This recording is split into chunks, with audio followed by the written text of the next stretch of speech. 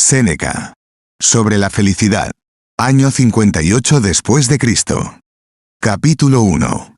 Todos los hombres, hermano Galión, desean vivir felices, pero son torpes para percibir exactamente qué es lo que hace que la vida sea feliz. Y tan lejos está de ser fácil alcanzar la felicidad, que cuanto más se esfuerza un hombre por alcanzarla, más se aleja de ella, si toma el camino equivocado. Pues, como éste lleva en dirección contraria, su misma rapidez lo aleja aún más. Por lo tanto, primero debemos definir claramente qué es lo que pretendemos. Después debemos considerar por qué camino podemos alcanzarlo más rápidamente, porque en nuestro propio viaje, siempre que se haga en la dirección correcta, sabremos cuánto hemos progresado cada día, y cuánto nos acercamos a la meta hacia la que nos impulsan nuestros deseos naturales. Pero mientras vagamos al azar, sin seguir ninguna guía, salvo los gritos y los clamores discordantes de quienes nos invitan a proceder en diferentes direcciones, nuestra corta vida se desperdiciará en vagabundeos inútiles, aunque nos esforcemos día y noche para conseguir un buen entendimiento. No decidamos, pues, hacia dónde debemos tender y por qué camino, sin el consejo de alguna persona experimentada que haya explorado la región en la que vamos a entrar, porque este viaje no está sujeto a las mismas condiciones que otros, pues en ellos alguna pista claramente entendida y las averiguaciones hechas a los nativos hacen imposible que nos equivoquemos, pero aquí las pistas más trilladas y frecuentadas son las que más nos extravían. Por lo tanto, nada es más importante que no seguir, como las ovejas, el rebaño que nos precede, y así no ir hacia donde debemos, sino hacia donde van los demás. Ahora bien, nada nos mete en mayores problemas que nuestra sumisión al rumor común, y nuestro hábito de pensar que son mejores aquellas cosas que son más generalmente recibidas como tales, de tomar muchas falsificaciones por cosas verdaderamente buenas, y de vivir no por la razón sino por la imitación de otros. Esta es la causa de esos grandes montones en los que los hombres se precipitan hasta amontonarse unos sobre otros. En una gran aglomeración de gente, cuando la multitud se aprieta a sí misma, nadie puede caer sin arrastrar a otro sobre él, y los que van delante causan la destrucción de los que les siguen.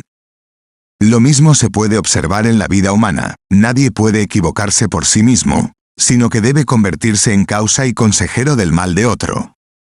Es perjudicial seguir la marcha de los que nos preceden, y como cada uno prefiere creer a otro que formarse su propia opinión, nunca emitimos un juicio deliberado sobre la vida, sino que algún error tradicional nos enreda siempre y nos lleva a la ruina, y perecemos por seguir los ejemplos de otros hombres. Nos curaríamos de esto si nos desprendiéramos del rebaño. Pero tal como es, la multitud está dispuesta a luchar contra la razón en defensa de su propio error. En consecuencia, sucede lo mismo que en las elecciones, donde, cuando la veleidosa brisa del favor popular ha virado, los que han sido elegidos cónsules y pretores son vistos con admiración por los mismos hombres que los hicieron así. Que todos aprobemos y desaprobemos las mismas cosas es el fin de toda decisión que se da según la voz de la mayoría. Capítulo 2. Cuando estamos considerando una vida feliz, no se me puede responder como si después de una división de la Cámara, esta opinión tiene más partidarios, porque por esa misma razón es la peor de las dos. Los asuntos no se llevan tan bien con la humanidad como para que la mayoría prefiera el mejor curso. Cuanta más gente hace una cosa, peor es probable que sea.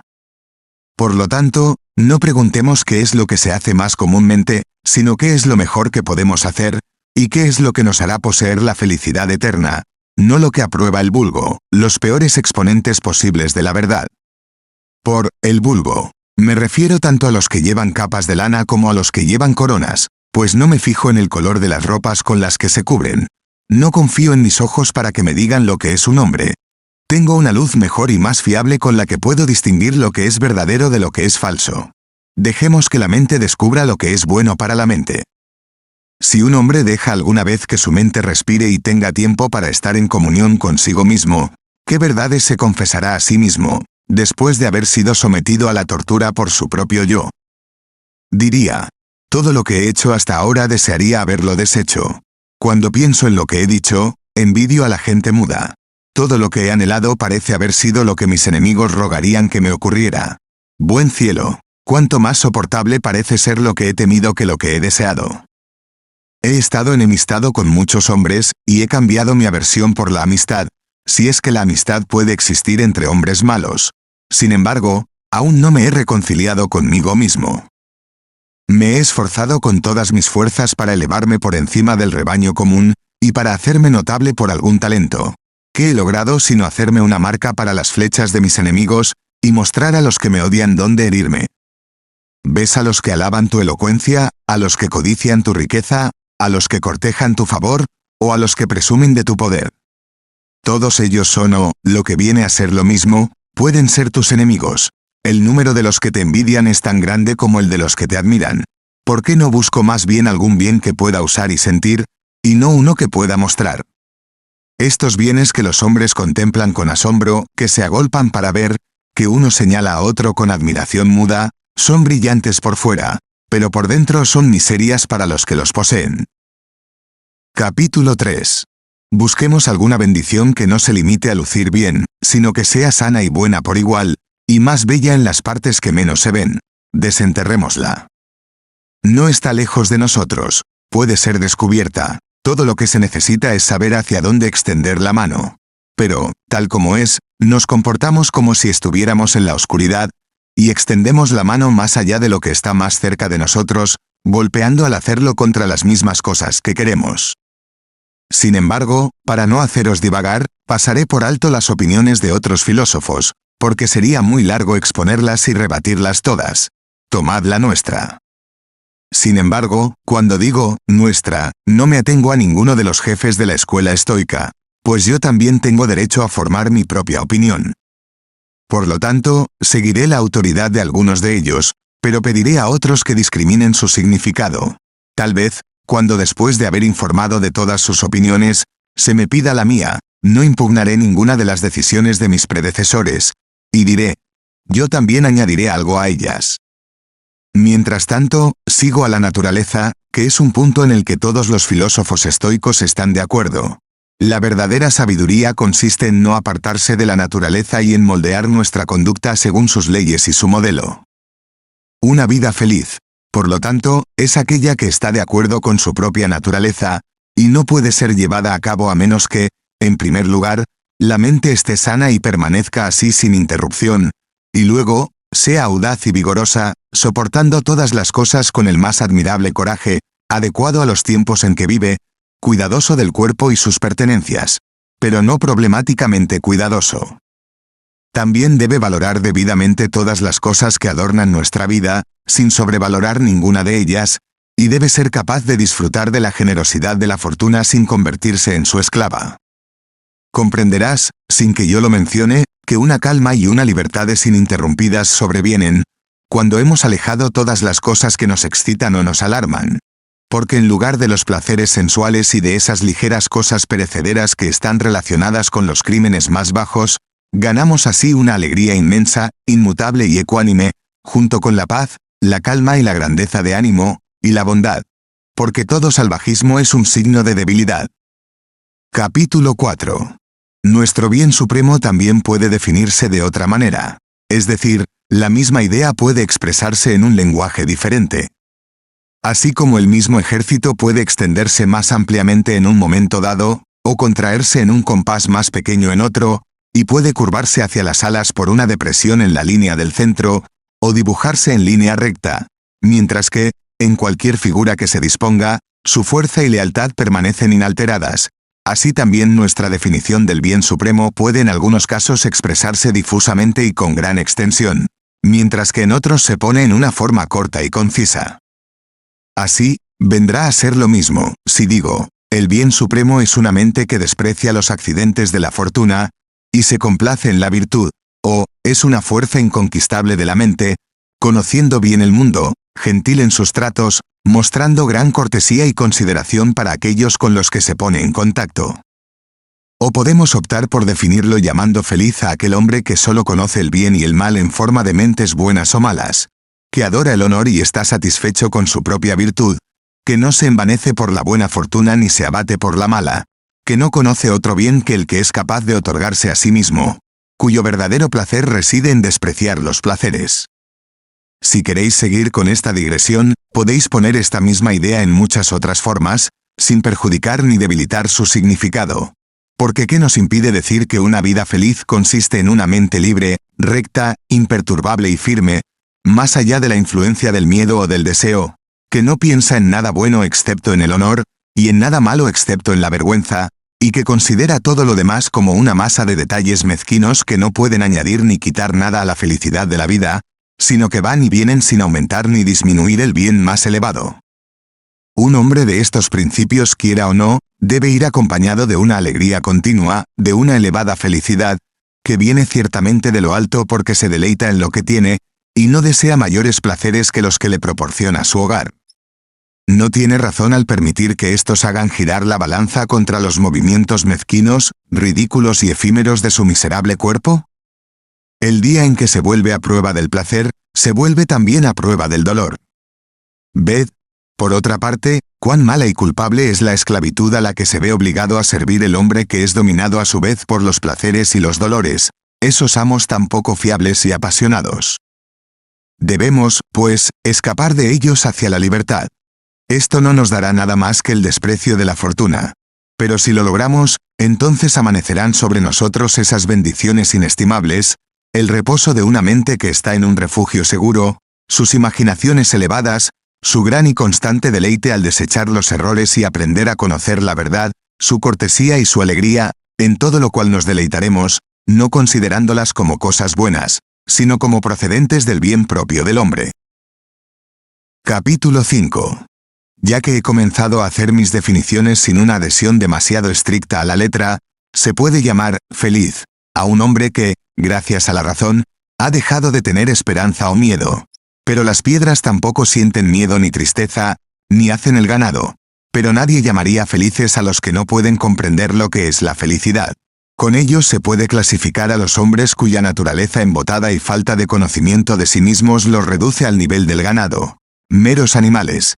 No hay diferencia entre unos y otros, porque los últimos no tienen razón, mientras que los primeros solo tienen una forma corrompida de ella, torcida y astuta para su propio daño.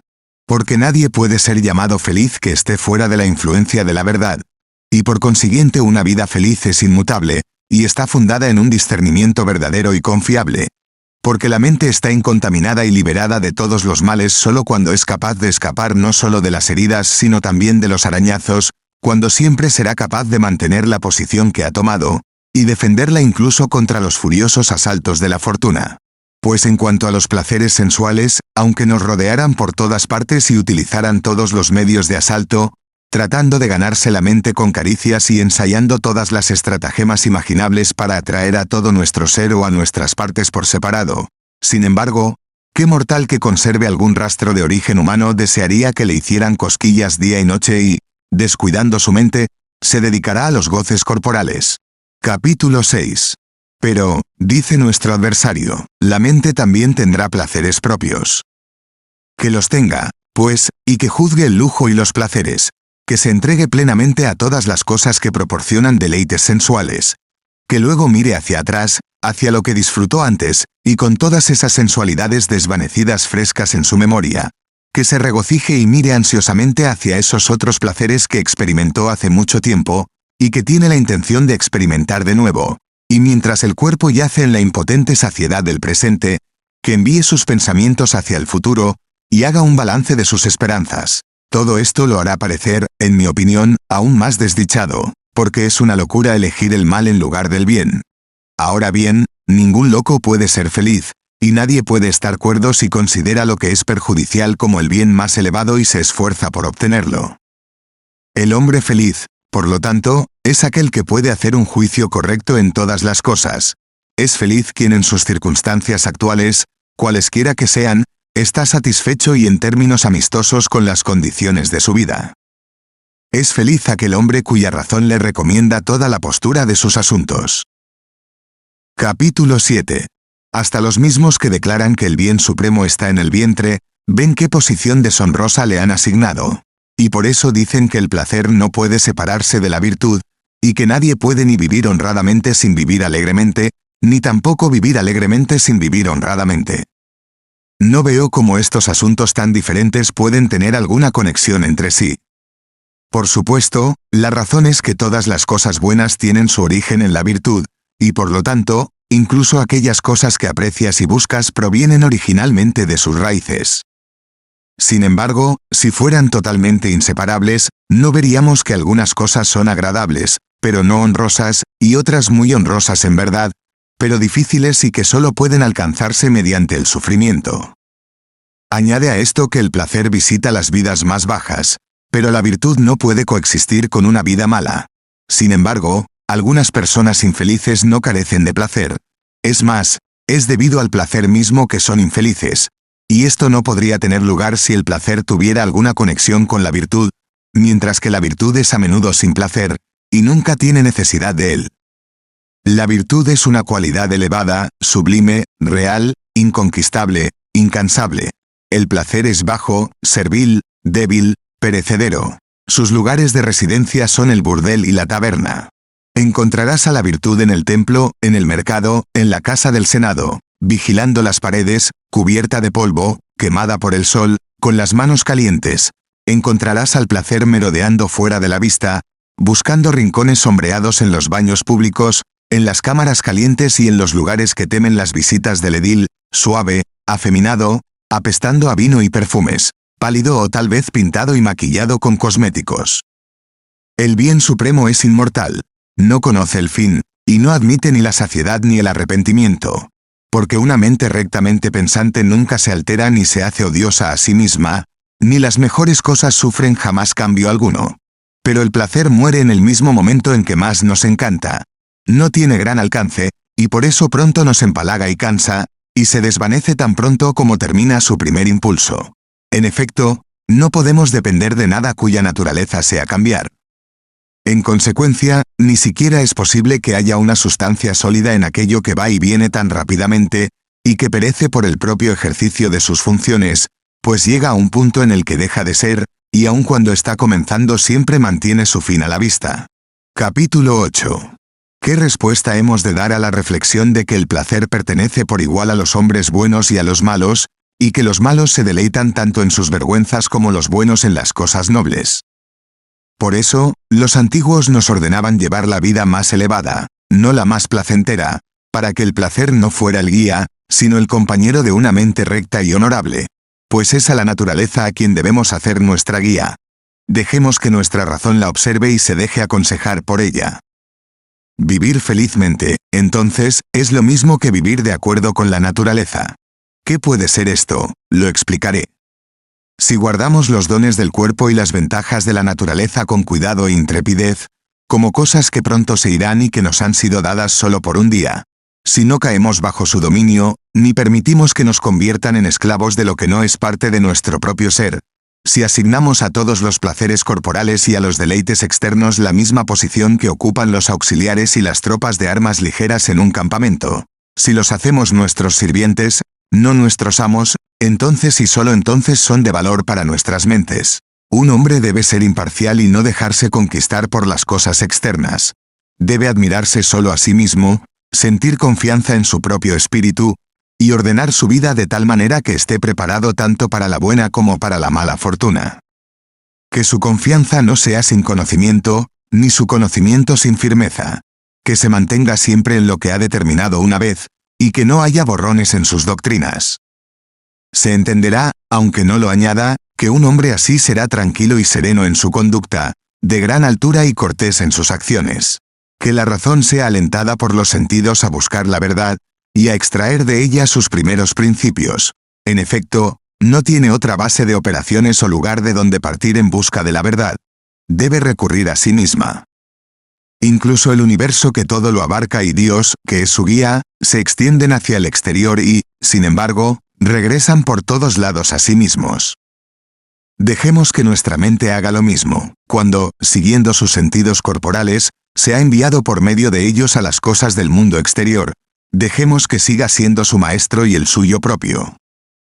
De este modo obtendremos una fuerza y una capacidad unidas y aliadas, y obtendremos de ella esa razón que nunca se detiene entre dos opiniones, ni es torpe al formar sus percepciones, creencias o convicciones. Una mente así, cuando se ha ordenado a sí misma, ha hecho que sus diversas partes concuerden entre sí y, si se me permite expresarlo así, las ha armonizado, ha alcanzado el mayor bien.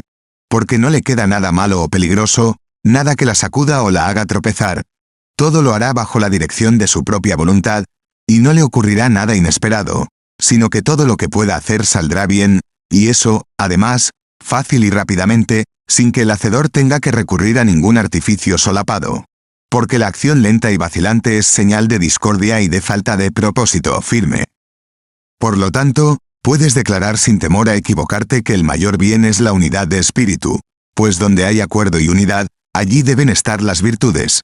Son los vicios los que están en guerra unos con otros. Capítulo 9. Pero, dice nuestro adversario, tú mismo solo practicas la virtud porque esperas obtener algún placer de ella. En primer lugar, aunque la virtud nos proporcione placer, no la buscamos por eso, pues no lo otorga, sino que lo otorga a cambio, ni es este el fin por el que trabaja, sino que su trabajo también lo gana, aunque esté dirigido a otro fin. Como en un campo labrado, cuando se ara para el maíz, se encuentran algunas flores entre él, y sin embargo, aunque estos ramilletes puedan encantar a la vista, todo este trabajo no se gastó para producirlos. El hombre que sembró el campo tenía otro objeto en mente, ganó esto por encima de él, así el placer no es la recompensa o la causa de la virtud, sino que viene además de ella. Ni elegimos la virtud porque nos da placer, sino que nos da placer también si la elegimos. El bien supremo está en el acto de elegirla, y en la actitud de las mentes más nobles, que cuando ha cumplido su función y se ha establecido dentro de sus propios límites han alcanzado el bien supremo, y no necesita nada más, porque no hay nada fuera del todo, como tampoco hay nada más allá del fin. Te equivocas, por tanto, cuando me preguntas qué es lo que busco de la virtud, pues buscas algo por encima de lo más elevado. ¿Preguntas qué es lo que busco de la virtud? Respondo, a ella misma, pues no tiene nada mejor. Ella es su propia recompensa. ¿No os parece esto bastante grande, cuando os digo que el bien más elevado es una fuerza de ánimo inquebrantable, la sabiduría, la magnanimidad, el buen juicio, la libertad, la armonía, la belleza? ¿Todavía me pides algo más grande, de lo cual estos pueden ser considerados como los atributos? ¿Por qué me hablas de placeres? Busco lo que es bueno para el hombre, no para su vientre.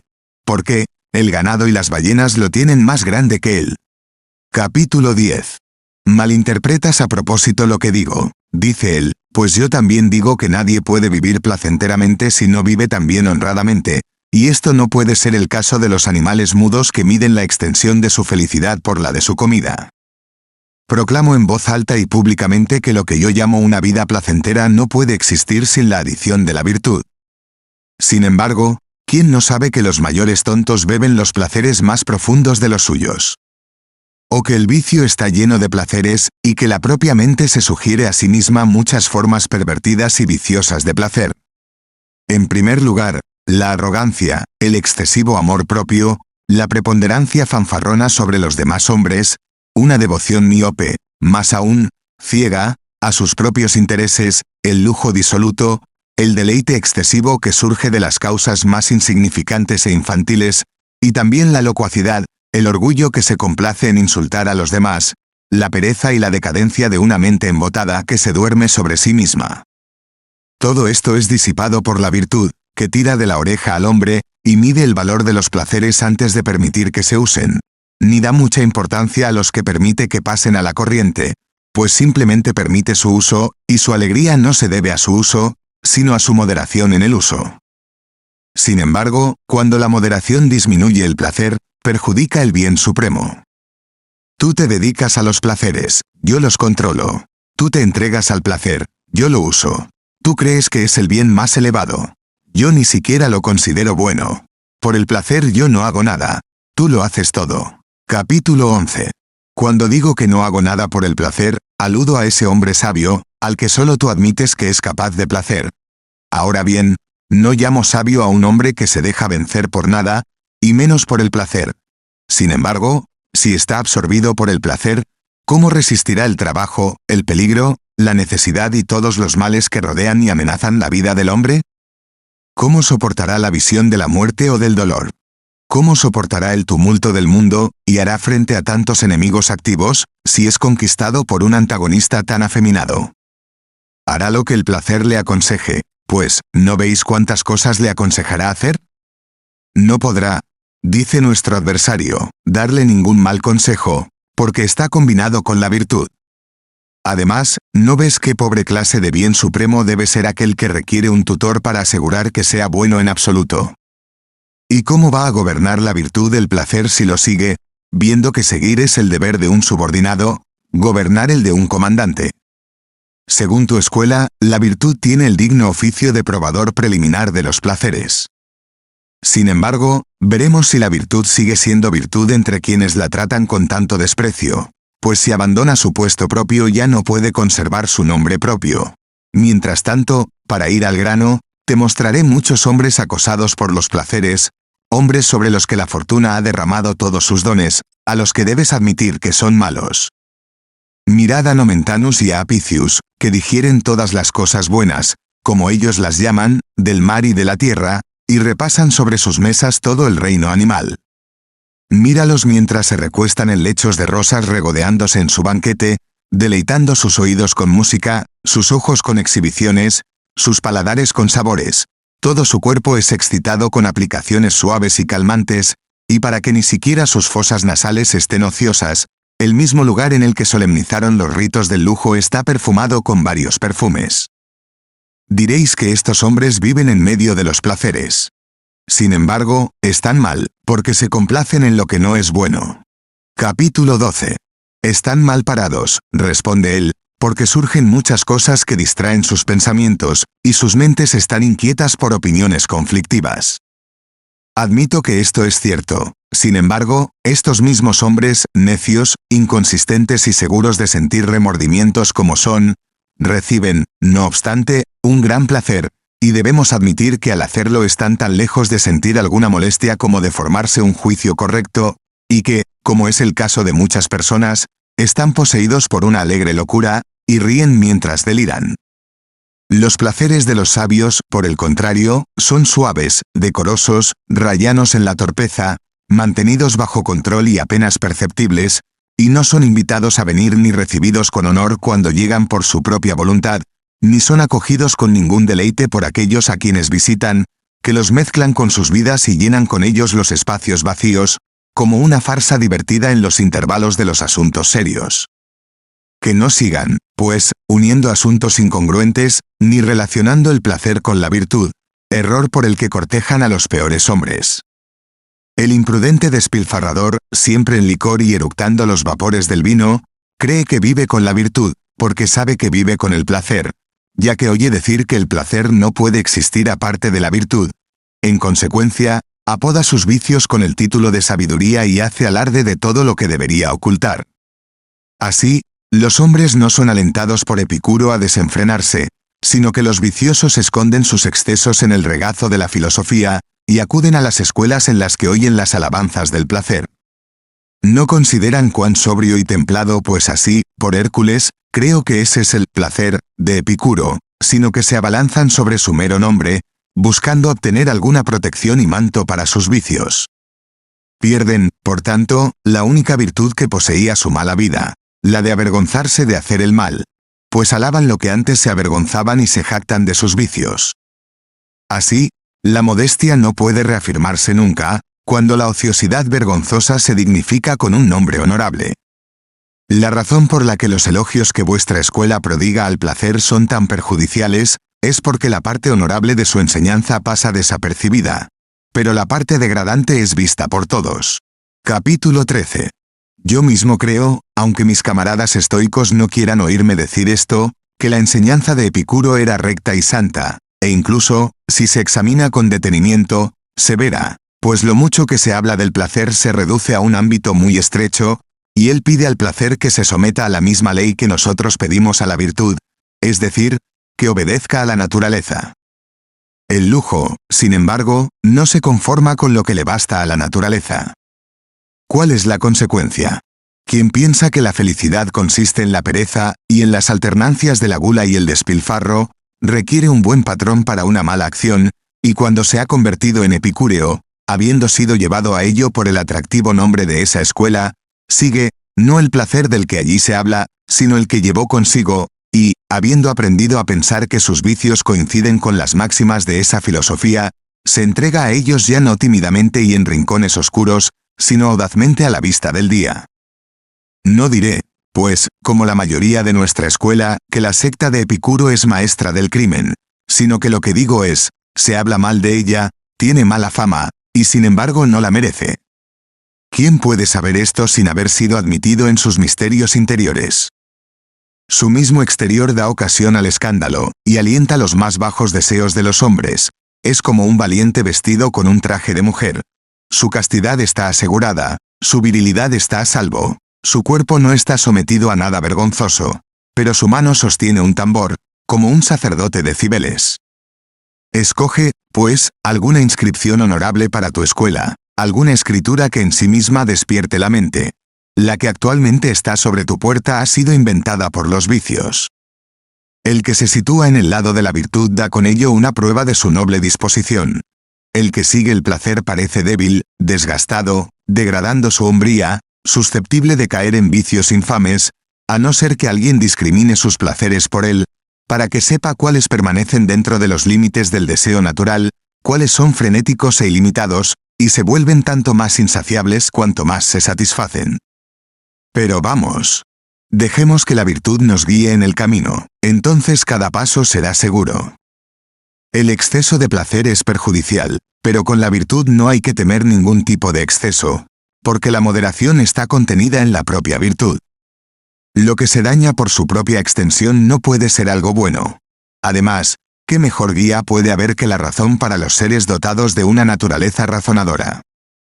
Así que si esta combinación te agrada, si estás dispuesto a proceder a una vida feliz así acompañado, deja que la virtud guíe el camino, deja que el placer siga y cuelgue alrededor del cuerpo como una sombra. Es la parte de una mente incapaz de grandes cosas entregar la virtud, la más alta de todas las cualidades, como una sierva del placer. Capítulo 14. Dejemos que la virtud dirija el camino y lleve el estandarte.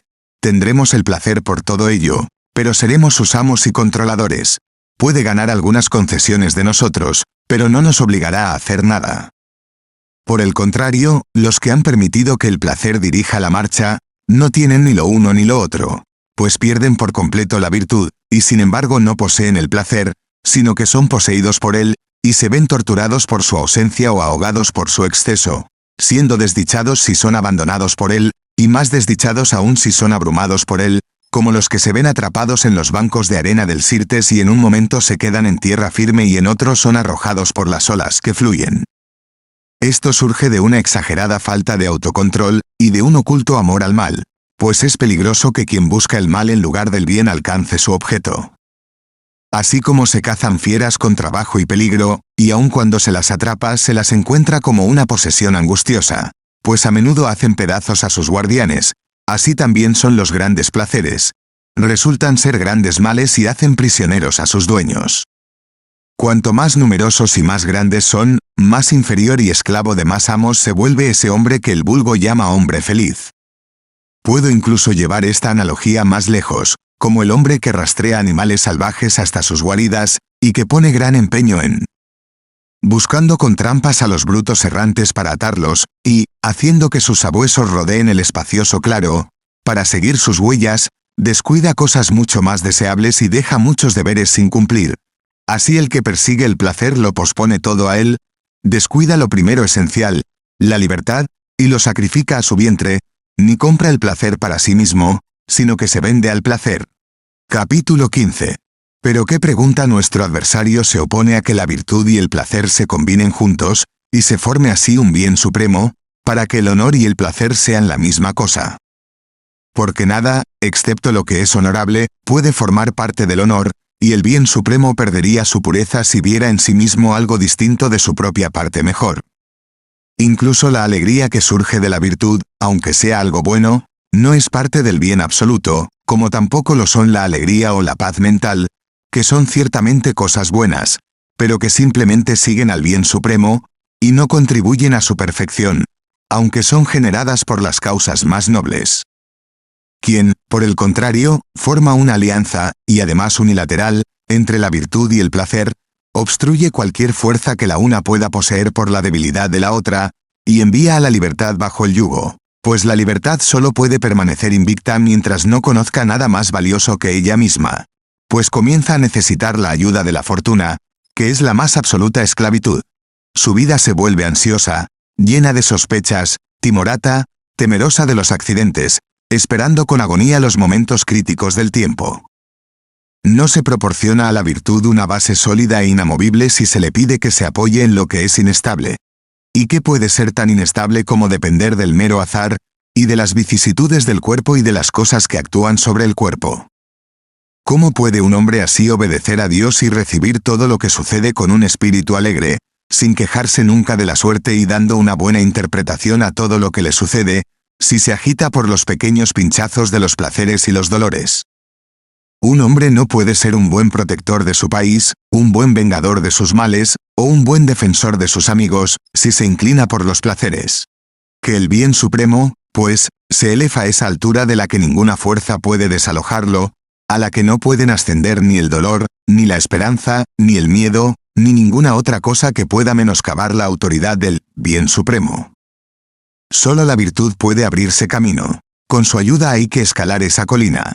Se mantendrá valientemente en pie y soportará lo que le pueda ocurrir no solo con resignación, sino incluso con voluntad. Sabrá que todos los momentos difíciles vienen en obediencia a las leyes naturales, y como un buen soldado soportará las heridas, contará las cicatrices, y cuando esté traspasado y moribundo aún adorará al general por el que cae. Tendrá presente la vieja máxima: sigue a Dios. Por otra parte, el que refunfuña, se queja y se lamenta, se ve sin embargo obligado a obedecer órdenes, y es arrastrado, aunque sea contra su voluntad, a cumplirlas. Pero qué locura es ser arrastrado en lugar de seguir. Tan grande, por Hércules, como lo es la necedad y la ignorancia de la verdadera posición de cada uno el afligirse porque no se ha conseguido algo o porque algo nos ha causado un trato áspero, o el sorprenderse o indignarse por esos males que les ocurren tanto a los hombres buenos como a los malos. Me refiero a las enfermedades, a las muertes, a los males y a los demás accidentes cruzados de la vida humana. Soportemos con magnanimidad lo que el sistema del universo nos obliga a soportar. Todos estamos obligados por este juramento. Soportar los males de la vida mortal, y someternos con buena gracia a lo que no podemos evitar. Hemos nacido en una monarquía. Nuestra libertad es obedecer a Dios. Capítulo 15. La verdadera felicidad, por tanto, consiste en la virtud. ¿Y qué te pedirá esta virtud? No pensar en nada malo o bueno que no esté relacionado ni con la virtud ni con la maldad. Y en segundo lugar, tanto soportar impasible los asaltos del mal, como, en la medida de lo posible, formar un Dios de lo que es bueno. ¿Qué recompensa te promete por esta campaña? Una enorme, y que te eleva al nivel de los dioses. No estarás sujeto a ninguna restricción ni a ninguna carencia. Serás libre, seguro, ileso. No fracasarás en nada de lo que intentes. No estarás excluido de nada. Todo saldrá según tu deseo. No te ocurrirá ninguna desgracia. No te sucederá nada excepto lo que esperas y deseas. ¿Qué? ¿Solo la virtud basta para hacerte feliz? Pues, por supuesto, una virtud consumada y divina como esta no solo basta, sino que es más que suficiente. Porque cuando un hombre está colocado fuera del alcance de cualquier deseo, ¿qué puede faltarle? Si todo lo que necesita está concentrado en sí mismo, ¿cómo puede requerir algo de fuera? En cambio, el que solo está en el camino de la virtud, aunque haya hecho grandes progresos en él, necesita, sin embargo, algún favor de la fortuna mientras se debate entre meros intereses humanos, mientras desata ese nudo y todos los lazos que le ate a la mortalidad. ¿Cuál es, pues, la diferencia entre unos y otros? Es que unos están atados más o menos fuertemente por estos lazos, y algunos incluso se han atado con ellos también. Mientras que el que ha progresado hacia las regiones superiores y se ha elevado arrastra una cadena más floja, y aunque todavía no es libre, es como si lo fuera. Capítulo 17. Si alguno de esos perros que chillan a la filosofía dijera, como suelen hacerlo, ¿por qué, pues, habláis con más valentía de la que vivís? ¿Por qué frenáis vuestras palabras en presencia de vuestros superiores y consideráis el dinero como un instrumento necesario? ¿Por qué haces caso a los rumores y te molestan las habladurías? ¿Por qué tu hacienda está más elaborada de lo que requiere su uso natural? ¿Por qué no cenas según tus propias máximas? ¿Por qué tus muebles son más elegantes de lo necesario? ¿Por qué bebes un vino más viejo que tú?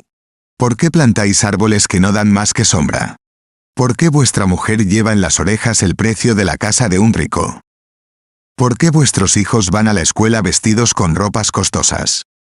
¿Por qué es una ciencia serviros en la mesa? ¿Por qué vuestra vajilla de plata no está puesta de cualquier manera o al azar, sino hábilmente dispuesta en orden regular, con un superintendente que preside el tallado de las viandas?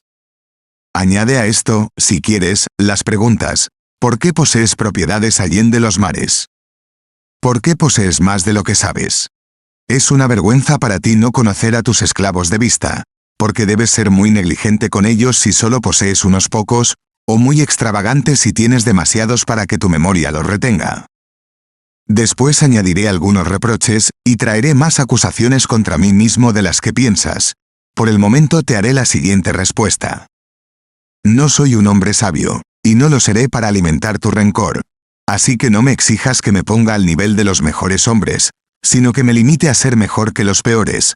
Me doy por satisfecho, si cada día quito algo a mis vicios y corrijo mis defectos. No he llegado a la perfecta solidez mental, es más, nunca llegaré a ella. Me compongo de paliativos más que de remedios para mi gota, y me doy por satisfecho si se presenta a intervalos más raros, y no se dispara tan dolorosamente. Comparado con tus pies, que son cojos, yo soy un corredor. Hago este discurso, no en mi nombre, pues estoy empapado de vicios de todo tipo, sino en nombre de alguien que ha hecho algún progreso en la virtud. Capítulo 18. Hablas de una manera, objeta nuestro adversario, y vives de otra. Tú, la más rencorosa de las criaturas, tú que siempre muestras el odio más amargo a los mejores hombres. Este reproche fue lanzado a Platón, a Epicuro, a Zenón, pues todos ellos declararon cómo debían vivir, no cómo vivían. Hablo de la virtud, no de mí mismo, y cuando culpo a los vicios, culpo a los míos en primer lugar. Cuando tenga el poder, viviré como debo hacerlo. El rencor, aunque esté profundamente impregnado de veneno, no me apartará de lo que es mejor. Ese mismo veneno con el que salpican a los demás, con el que se ahogan ustedes mismos, no me impedirá seguir alabando esa vida que, de hecho, no llevo, pero que sé que debo llevar, de amar la virtud y de seguirla, aunque sea a gran distancia y con paso vacilante. ¿Debo esperar que el mal hablar respete algo, viendo que no respetó ni a Rutilio ni a Catón? ¿Le importará a alguien ser considerado demasiado rico por hombres para los que Diógenes el cínico no era lo suficientemente pobre? Aquel enérgico filósofo luchó contra todos los deseos del cuerpo, y fue más pobre aún que los demás cínicos, pues además de haber renunciado a poseer nada, también había renunciado a pedir nada. Sin embargo, le reprocharon que no estaba suficientemente necesitado, como si fuera la pobreza, y no la virtud, lo que él profesaba conocer. Capítulo 19. Dicen que Diodoro, el filósofo epicúreo, que en estos últimos días puso fin a su vida con su propia mano, no actuó según los preceptos de Epicuro, al cortarse el cuello. Algunos optan por considerar este acto como el resultado de la locura, otros de la imprudencia. Él, mientras tanto, feliz y lleno de la conciencia de su propia bondad, ha dado testimonio de sí mismo por su manera de partir de la vida, ha elogiado el reposo de una vida pasada anclada en un puerto seguro, y ha dicho lo que no te gusta oír, porque tú también deberías hacerlo. He vivido, he corrido la carrera que la fortuna me impuso. Discutes sobre la vida y la muerte de otro, y gritas al oír el nombre de hombres a los que alguna cualidad peculiarmente noble ha engrandecido, como lo hacen los cursis diminutos al acercarse a los extraños, porque te interesa que nadie parezca bueno, como si la virtud en otro fuera un reproche a todos tus crímenes. Comparas con envidia las glorias de los demás con tus propias acciones sucias, y no comprendes en qué medida te perjudica aventurarte a hacerlo. Porque si los que siguen la virtud son codiciosos, lujuriosos y aficionados al poder, ¿qué debes ser tú? Que odias el mismo nombre de la virtud. Decís que nadie actúa a la altura de sus profesiones, ni vive según la norma que establece en sus discursos. ¡Qué maravilla! Viendo que las palabras que pronuncian son valientes, gigantescas y capaces de capear todas las tormentas que hacen naufragar a la humanidad, mientras que ellos mismos se esfuerzan por arrancarse de las cruces en las que cada uno de vosotros claváis su propio clavo. Sin embargo, los hombres que son crucificados cuelgan de un solo palo, Pero estos que se castigan a sí mismos están divididos entre tantas cruces como lujurias tienen, y sin embargo son dados a hablar mal, y son tan magníficos en su desprecio de los vicios de los demás que yo supondría que no tienen ninguno propio, si no fuera porque algunos criminales cuando están en la horca escupen a los espectadores. Capítulo 20. Los filósofos no llevan a efecto todo lo que enseñan. No. Pero hacen mucho bien con su enseñanza, con los nobles pensamientos que conciben en sus mentes. Ojalá pudieran actuar a la altura de sus palabras. ¿Qué podría ser más feliz que ellos? Pero mientras tanto no tenéis derecho a despreciar los buenos dichos y los corazones llenos de buenos pensamientos. Los hombres merecen ser alabados por dedicarse a estudios provechosos, aunque no lleguen a producir ningún resultado. ¿Por qué hemos de asombrarnos si los que comienzan a subir un camino escarpado no logran ascenderlo muy alto? Sin embargo, si eres hombre, mira con respeto a los que intentan grandes cosas, aunque se caigan. Es el acto de un espíritu generoso el de proporcionar sus esfuerzos, no a su propia fuerza, sino a la de la naturaleza humana, el de entretener objetivos elevados, y el de concebir planes que son demasiado vastos para ser llevados a cabo incluso por aquellos que están dotados de intelectos gigantescos, que designan para sí mismos las siguientes reglas. Miraré a la muerte o a una comedia con la misma expresión de semblante. Me someteré a los trabajos, por grandes que sean, apoyando la fuerza de mi cuerpo en la de mi mente. Despreciaré las riquezas tanto cuando las tenga como cuando no las tenga. Si están en otra parte no seré más sombrío, si brillan a mi alrededor no seré más vivo de lo que debería ser. Si la fortuna viene o se va no le haré caso. Veré todas las tierras como si me pertenecieran, y las mías como si pertenecieran a toda la humanidad. Viviré recordando que nací para los demás, y daré gracias a la naturaleza por ello. Porque ¿de qué manera podría haber hecho algo mejor por mí? Me ha dado solo a todos, y todos solo a mí. Todo lo que posea, no lo acumularé con avidez ni lo despilfarraré con imprudencia. Pensaré que no tengo posesiones tan reales como las que he regalado a personas que lo merecen. No consideraré los beneficios por su magnitud o número, ni por nada que no sea el valor que les da el receptor. Nunca consideraré que un regalo es grande si se otorga a un objeto digno. No haré nada por la opinión pública, sino todo por la conciencia. Siempre que haga algo solo, creeré que los ojos del pueblo romano están sobre mí mientras lo hago. Al comer y beber mi objeto será saciar los deseos de la naturaleza, no llenar y vaciar mi vientre.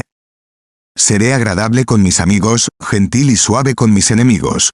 Concederé el perdón antes de que me lo pidan, y cumpliré los deseos de los hombres honorables a medias. Tendré en cuenta que el mundo es mi ciudad natal, que sus gobernantes son los dioses, y que están por encima y alrededor de mí, criticando todo lo que hago o digo.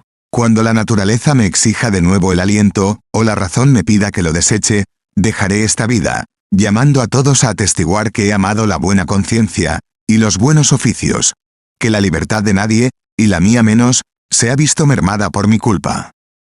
El que establece estas reglas de su vida se elevará y se esforzará por abrirse camino hacia los dioses.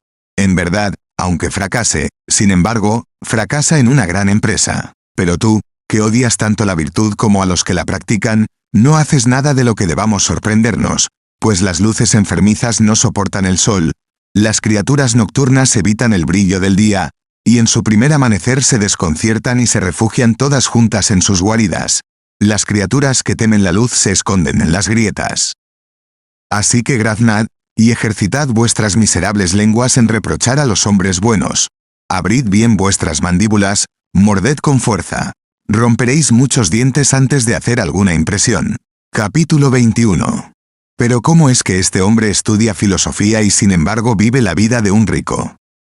¿Por qué dice que la riqueza debe ser despreciada y, sin embargo, la posee?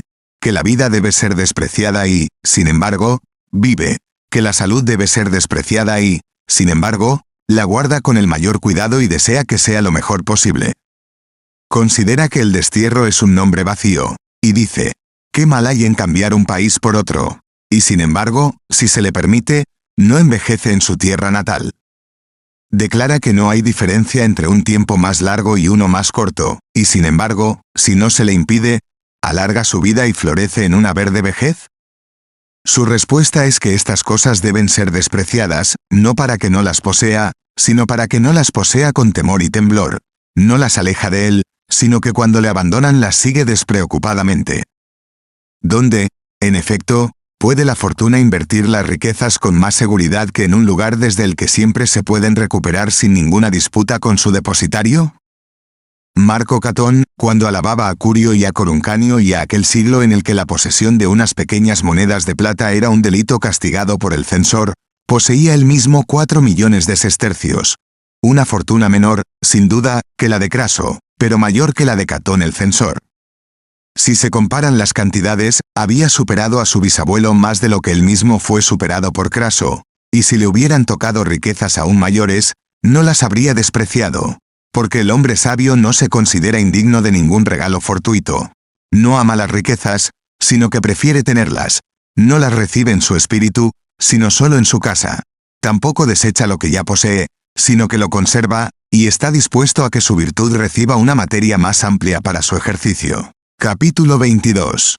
¿Quién puede dudar, sin embargo, que el sabio, si es rico, tiene un campo más amplio para el desarrollo de sus facultades que si es pobre, viendo que en este último caso la única virtud que puede desplegar es la de no pervertirse ni aplastarse por su pobreza, mientras que si tiene riquezas, tendrá un amplio campo para la exhibición de la templanza, la generosidad, la laboriosidad, la ordenación metódica y la grandeza? El hombre sabio no se despreciará a sí mismo, por muy bajo que sea de estatura, pero deseará ser alto. Aunque sea débil y tuerto puede tener buena salud, pero preferirá tener fuerza corporal, y eso, sabiendo al mismo tiempo que tiene algo que es aún más poderoso. Soportará la enfermedad y esperará tener buena salud. Porque algunas cosas, aunque sean insignificantes comparadas con la suma total, y aunque se puedan quitar sin destruir el bien principal, añaden algo a esa alegría constante que surge de la virtud. Las riquezas alientan y alegran a un hombre así como un marinero se alegra de un viento favorable que lo lleva en su camino, o como la gente siente placer por un buen día o por un lugar soleado en el tiempo frío. ¿Qué hombre sabio, quiero decir de nuestra escuela, cuyo único bien es la virtud, puede negar que incluso estos asuntos que no llamamos ni buenos ni malos tienen en sí mismos un cierto valor, y que algunos de ellos son preferibles a otros? A algunos de ellos les mostramos cierto respeto, y a otros mucho. No te equivoques, pues, las riquezas pertenecen a la clase de las cosas deseables. ¿Por qué entonces, decís, os reís de mí, ya que las colocáis en la misma posición que yo? ¿Quieres saber cuán diferente es la posición en la que las colocamos? Si mis riquezas me abandonan, no se llevarán con ellas nada más que a sí mismas. Tú estarás desconcertado y te parecerá que te quedas sin ti mismo si te abandonan. Para mí las riquezas ocupan un lugar determinado, pero para ti ocupan el lugar más alto de todos. En fin, mis riquezas me pertenecen a mí, tú a tus riquezas. Capítulo 23. Deja, pues, de prohibir a los filósofos que posean dinero. Nadie ha condenado a la sabiduría a la pobreza. El filósofo puede poseer amplias riquezas, pero no poseerá riquezas que hayan sido arrancadas a otro, o que estén manchadas con la sangre de otro. Las suyas deben ser obtenidas sin agraviar a ningún hombre, y sin que sean ganadas por medios viles. Deben ser tanto obtenidas como gastadas honorablemente, y deben ser tales que solo el rencor pueda sacudir la cabeza. Si se eleva a la cifra que se quiera, seguirá siendo una posesión honorable. Si, aunque incluye mucho de lo que a todo hombre le gustaría llamar suyo, no hay nada que nadie pueda decir que es suyo. Un hombre así no perderá su derecho al favor de la fortuna, y no se vanagloriará de su herencia ni se avergonzará de ella si fue adquirida honorablemente. Sin embargo, tendrá algo de lo que presumir, si abre su casa, deja que todos sus paisanos entren en su propiedad, y dice, si alguien reconoce aquí algo que le pertenece, que lo tome. ¡Qué gran hombre! ¡Qué excelentemente rico será, si después de este discurso posee tanto como antes! Digo, pues, que si puede someter con seguridad y confianza sus cuentas al escrutinio del pueblo, y nadie encuentra en ellas ningún elemento sobre el que pueda poner la mano, tal hombre puede disfrutar audazmente y sin tapujos de sus riquezas. El hombre sabio no permitirá que un solo centavo mal ganado atraviese su umbral. Sin embargo, no rechazará ni cerrará su puerta a las grandes riquezas, si son el regalo de la fortuna y el producto de la virtud. ¿Qué razón tiene para negarles buenos cuartos? Que vengan y sean sus huéspedes. No hará alarde de ellas ni las ocultará. Lo primero es parte de un espíritu tonto, lo otro de un espíritu cobarde y mezquino, que, por así decirlo, amortigua una cosa buena en su regazo. Tampoco, como dije antes, los echará de su casa. Pues, ¿qué dirá? Dirá, son inútiles, o, no sé usar las riquezas. Como es capaz de realizar un viaje por su propio pie, pero prefiere montar en un carruaje, así será capaz de ser pobre, pero deseará ser rico. Poseerá riquezas, pero las considerará como una posesión incierta que algún día se le escapará. No permitirá que sea una carga ni para él ni para nadie. La dará porque aguzas los oídos. ¿Por qué abres los bolsillos? La dará a los hombres buenos o a aquellos a los que pueda convertir en hombres buenos. Lo dará después de haberse esmerado en elegir a los más aptos para recibirlo, como corresponde a quien tiene presente que debe dar cuenta de lo que gasta y de lo que recibe. Dará por razones buenas y encomiables, porque un regalo mal dado cuenta como una pérdida vergonzosa. Tendrá un bolsillo fácilmente abierto, pero no uno con un agujero, para que se pueda sacar mucho de él, pero no se caiga nada. Capítulo 24. El que cree que dar es un asunto fácil, se equivoca. Ofrece muy grandes dificultades, si otorgamos nuestra generosidad racionalmente, y no la esparcimos impulsivamente y al azar. Hago un servicio a este hombre, para corresponder a una buena acción que me ha hecho aquel. A este otro le ayudo porque le compadezco. A este otro le enseño que no es un objeto adecuado para que la pobreza lo retenga o lo degrade. A algunos hombres no les daré nada, aunque estén necesitados, porque, aunque les dé, seguirán estando necesitados. Ofreceré mi generosidad a algunos, y la impondré a la fuerza a otros. No puedo descuidar mis propios intereses mientras hago esto. En ningún momento hago que más personas estén en deuda conmigo que cuando estoy regalando cosas. ¿Qué? Diréis, dais para poder recibir de nuevo. En todo caso, no doy para tirar mi generosidad. Lo que doy debe estar colocado de tal manera que, aunque no pueda pedir su devolución, me sea devuelto. Un beneficio debe ser invertido de la misma manera que un tesoro enterrado en las profundidades de la tierra, que no desenterrarías a menos que estés realmente obligado. ¿Qué oportunidades de otorgar beneficios ofrece la mera casa de un hombre rico? Pues ¿quién considera que el comportamiento generoso se debe solo a los que llevan la toga? La naturaleza me pide que haga el bien a los hombres. ¿Qué diferencia hay entre que sean esclavos o libres, nacidos libres o emancipados, o que su libertad haya sido adquirida legalmente o concedida por acuerdo entre amigos? Donde quiera que haya un ser humano, hay una oportunidad para un beneficio. En consecuencia, el dinero puede ser distribuido incluso dentro del propio umbral, y se puede encontrar allí un campo para la práctica de la gratuidad, que no se llama así porque sea nuestro deber hacia los hombres libres, sino porque se origina en una mente nacida libre. En el caso del hombre sabio, esto nunca cae en receptores viles e indignos, y nunca se agota tanto como para no fluir, siempre que encuentra un objeto digno, como si su reserva no hubiera disminuido. Por lo tanto, no tienes motivos para malinterpretar el lenguaje honorable, valiente y animoso que oyes de los que estudian la sabiduría.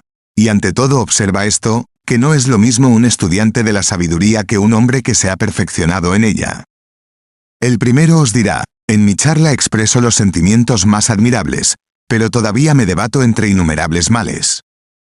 No debéis obligarme a actuar según mis reglas. En este momento estoy formándome, moldeando mi carácter y esforzándome por elevarme a la altura de un gran ejemplo.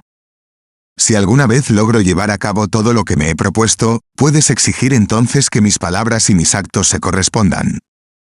Pero quien ha llegado a la cima de la perfección humana tratará de otra manera contigo, y dirá, en primer lugar, no tienes por qué permitirte juzgar a tus superiores. Ya he obtenido una prueba de mi rectitud al haberme convertido en objeto de la antipatía de los hombres malos. Sin embargo, para darte una respuesta racional, que no envidio a nadie, escucha lo que declaro, y a qué precio valoro todas las cosas. Las riquezas, digo, no son una cosa buena, porque si lo fueran, harían buenos a los hombres. Ahora bien, como lo que se encuentra incluso entre los hombres malos no puede calificarse de bueno, no permito que se les llame así. Sin embargo, admito que son deseables y útiles y que contribuyen con grandes comodidades a nuestra vida. Aprende, pues, ya que ambos estamos de acuerdo en que son deseables, ¿cuál es mi razón para contarlas entre las cosas buenas? ¿Y en qué aspectos me comportaría de manera diferente contigo si las poseyera? Colócame como amo en la casa de un hombre muy rico. Colócame donde el oro y la plata se usan para los fines más comunes. No pensaré más en mí por cosas que, aunque estén en mi casa, no forman parte de mí. Llévame al puente de madera y ponme allí entre los mendigos. No me despreciaré por estar sentado entre los que extienden la mano para pedir limosna. Pues ¿qué puede importar la falta de un trozo de pan a quien no le falta el poder de morir? ¿Y bien? Prefiero la casa magnífica al puente del mendigo. Colocadme entre magníficos muebles y todos los aparatos del lujo. No me creeré más feliz porque mi manto sea suave, porque mis invitados descansen sobre la púrpura. Cambiad el escenario. No me sentiré más miserable si mi cansada cabeza descansa sobre un fardo de heno, si me acuesto sobre un cojín del circo, con todo el relleno a punto de salir a través de sus parches de tela raída. Aprende, pues, ya que ambos estamos de acuerdo en que son deseables, ¿cuál es mi razón para contarlas entre las cosas buenas? ¿Y en qué aspectos me comportaría de manera diferente contigo si las poseyera? Colócame como amo en la casa de un hombre muy rico. Colócame donde el oro y la plata se usan para los fines más comunes. No pensaré más en mí por cosas que, aunque estén en mi casa, no forman parte de mí. Llévame al puente de madera y ponme allí entre los mendigos.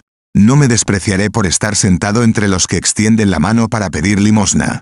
Pues ¿qué puede importar la falta de un trozo de pan a quien no le falta el poder de morir? ¿Y bien? Prefiero la casa magnífica al puente del mendigo.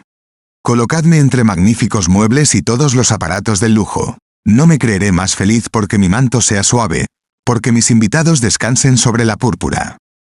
Cambiad el escenario. No me sentiré más miserable si mi cansada cabeza descansa sobre un fardo de heno, si me acuesto sobre un cojín del circo, con todo el relleno a punto de salir a través de sus parches de tela raída.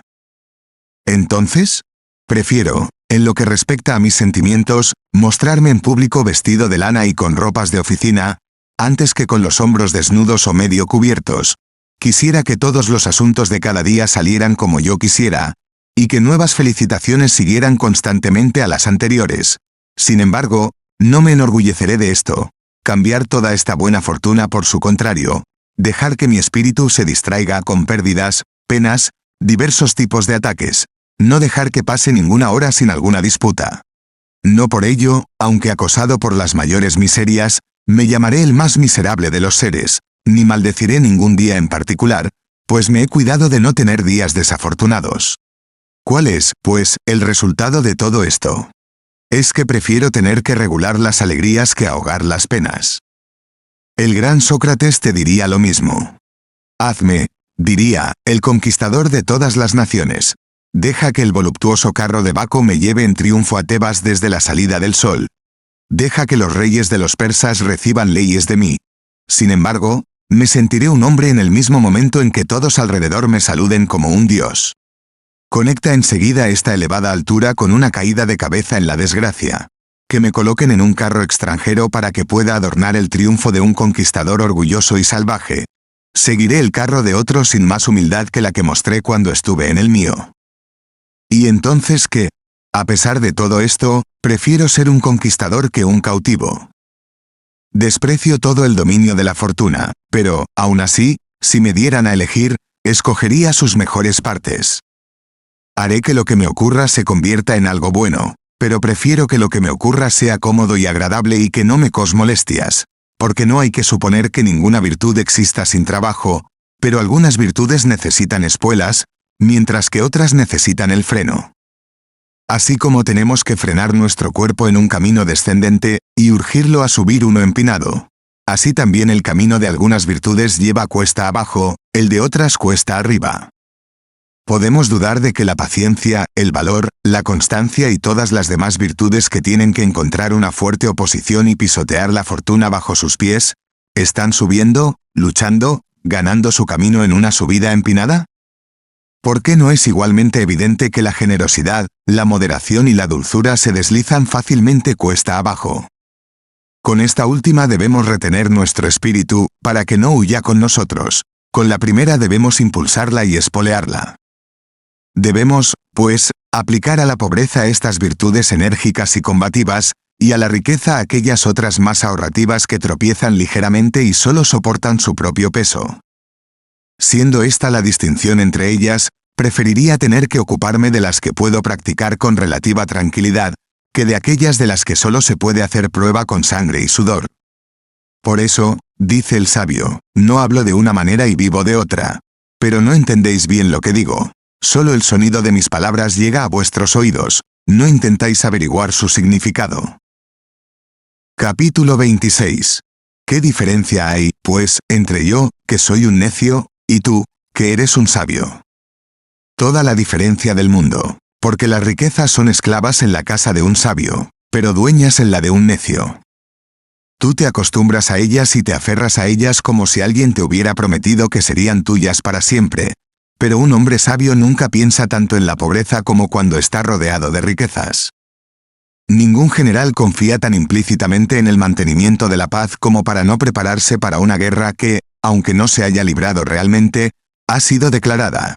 Os ensoberbece una buena casa, como si nunca pudiera ser quemada o derrumbada, y las riquezas os hacen volver la cabeza como si estuvieran fuera del alcance de todos los peligros y fueran tan grandes que la fortuna no tiene fuerza suficiente para tragárselas.